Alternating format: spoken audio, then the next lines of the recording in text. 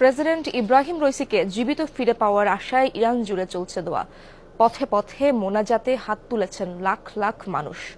রোববার president রইসির helicopter নিখোঁজের খবর শোনার পরই তসবিহ জায়নামাজ নিয়ে প্রার্থনায় বসেছেন নাগরিকরা। দেশ জুড়েই মসজিদে মসজিদে চলছে দোয়া।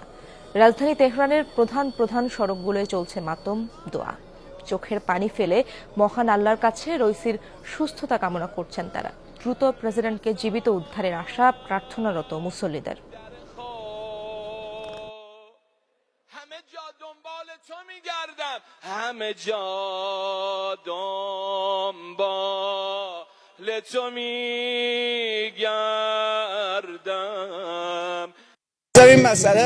প্রেসিডেন্টের সুস্থতা এখন সবচেয়ে গুরুত্বপূর্ণ। অন্য কিছু নিয়েই চিন্তা করতে চাই না। এখানে সবাই জড়ো হয়েছে প্রার্থনা করতে।